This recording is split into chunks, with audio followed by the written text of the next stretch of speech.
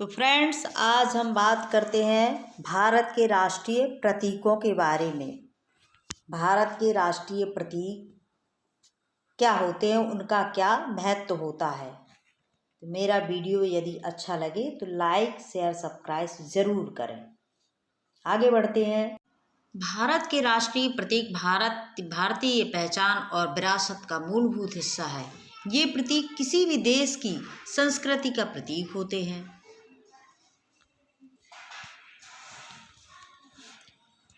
हर राष्ट्र की पहचान उनके राष्ट्रीय प्रतीकों से ही होती है। विभिन्न देश के राष्ट्रीय प्रतीकों का अपना इतिहास, व्यक्तित्व और विशिष्टता होती है। ऐसा कहना गलत नहीं होगा कि भारत के राष्ट्रीय प्रतीक उसका प्रतिबिंब है और दुनिया से भारत की अलग छवि बनाने में मदद करते हैं। ये दुनिया के सकारात्मक विशेषता को भी प्रदर्शित करते हैं।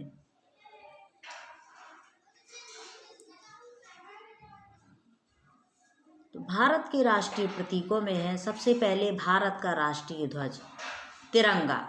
तिरंगा 22 जुलाई 1947 को भारतीय संविधान सभा ने राष्ट्रीय ध्वज तिरंगे को अपनाया था।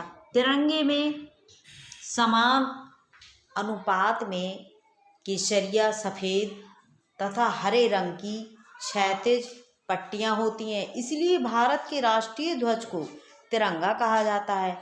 ध्वज की चौड़ाई और लंबाई का अनुपात क्रमशः 2.3 होता है।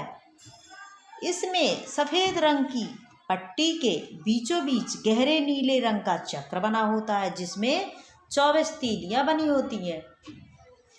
क्या आप जानते हैं यह चक्र सारनाथ में स्थित अशोक स्तंभ से लिया गया है। तिरंगे में केसरिया रंग त्याग और बलिदान का, सफ़ेद रंग सत्य और शांति पवित्रता का और हरा रंग देश की समृद्धि का प्रतीक होता है। दूसरे नंबर पर है भारत का राष्ट्रीय चिन्ह अशोक स्तंभ। अशोक स्तंभ भारत का राष्ट्रीय चिन्ह अशोक स्तंभ मौर्य साम्राज्य के सम्राट अशोक द्वारा सारनाथ में बनवाए गए स्तंभ से लिया गया है। 26 जनवरी 1950 में इसे अंगीकृत किया गया था, जब भारत गणराज्य बना। अशोक के ये स्तंभ शिखर पर देवनागरी लिपि में सत्यमेव जयते लिखा है। सच्चाई एकमात्र जीत को मुंडका का उपनिषद पवित्र हिंदू वेद का भाग से लिया गया है। 30 इस स्तंभ के शिखर पर 4 शेर खड़े हैं, जिनका पिछला हिस्सा खंभों से जुड़ा हुआ है। संरचना के सामने इसमें धर्म चक्र, कानून का पहिया भी है। भारत का प्रतीक शक्ति, हिम्मत, गर्व और विश्वास को प्रदर्शित करता है। पहिए के हर एक तरफ पर एक अश्व और बैल बने हुए हैं। इसके उपयोग को नियंत्रित और प्रतिबंधित करने का कार्य राज्य प्रतीक की भारतीय धारा 2005 के तहत किया जाता है। भारत का राष्ट्रीय गान जन गण मन 24 जनवरी 1950 में संवैधानिक सभा द्वारा भारत के राष्ट्रगान जन गण मन को आधिकारिक रूप से अंगीकृत किया गया था। रविन्द्रनाथ टैगोर द्वारा ये गान लिखा गया था। इसे पहली बार 27 दिसंबर 1911 में भारतीय राष्ट्रीय कांग्रेस के कलकत्ता सत्र में गाया गया था। संपूर्ण गीत या गान को गाने में लगभग 52 सेकंड का समय लगता है। हालांकि इसका लघु संस्करण पहली और अंतिम पंक्ति को पूरा करने में केवल 20 सेकंड का समय लगता है। भारत का सर्वोच्च राष्ट्रीय पुरस्कार भारत रत्न। भारत का सर्वोच्च राष्ट्रीय पुरस्कार और सर्वोच्च नागरिक सम्मान है।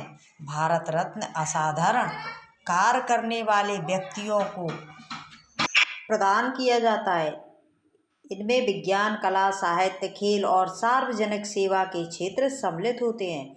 इस पुरस्कार की शुरुआत 2 जनवरी 1954 को भारत के तत्कालीन राष्ट्रपति राजेंद्र प्रसाद द्वारा की गई थी। जो इस पुरस्कार को प्राप्त करता है उसको मेडल दिया जाता है।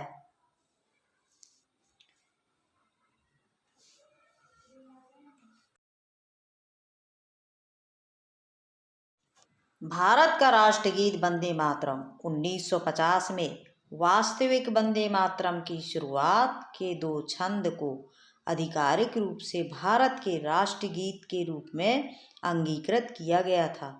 वास्तविक वंदे मातरम में 6 छंद हैं। इसको बंकिम चंद्र चटर्जी द्वारा बंगाली और संस्कृत में 1882 में उनके अपने उपन्यास आनंदमठ में लिखा गया था। इस गीत को उन्होंने बिनसुरा में लिखा था। इसे पहली बार सन 1896 में भारतीय राष्ट्रीय कांग्रेस के राजनीतिक संदर्भ में रविन्द्रनाथ टैगोर द्वारा गाया गया था। भारत का राष्ट्रीय पशु बाघ। भारत के राष्ट्रीय पशु के रूप में बाघ या रॉयल बंगाल टाइगर को अप्रैल 1973 में घोषित किया गया था। इसके शरीर पर चमकदार पीली पट्टी होती है। ये बड़े आराम से वायुसीप के जंगलों में दौड़ सकता है और अत्यंत शक्तिशाली, मजबूती और भारत के गर्व का प्रतीक है। बाघों की अधिकतम उम्र लगभग 20 साल होती है। तेज फुर्ती और शक्ति के कारण बाघ को भारत का राष्ट्रीय पशु माना गया है। इसका जंतु वैज्ञानिक नाम पैंथेरा टाइग्रिस है। भारत का राष्ट्रीय फूल कमल। कमल का वैज्ञानिक नाम नीलयूम्बो न्यूसीफेरा है। इसे भारत के राष्ट्रीय फूल के रूप में अंगीकृत किया गया है। यह फूल भारत के पारंपरिक मूल्यों और सांस्कृतिक गर्व को प्रदर्शित करता है। ये उर्वरता, ज्ञान, समृद्धि, सम्मान, लंबी आयु, अच्छी किस्मत, दिल और दिमाग की सुंदरता को भी दिखाता है। इसका प्रयोग देश भर में धार्मिक अनुष्ठानों आदि के लिए भी किया जाता है।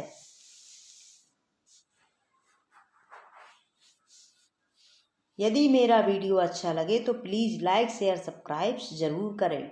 धन्यवाद। तो फ्रेंड्स, आज हम बात करते हैं भारत के राष्ट्रीय प्रतीकों के बारे में। भारत के राष्ट्रीय प्रतीक क्या होते हैं, उनका क्या महत्व होता है। तो मेरा वीडियो यदि अच्छा लगे तो लाइक, शेयर, सब्सक्राइब ज़रूर करें। आगे बढ़ते हैं।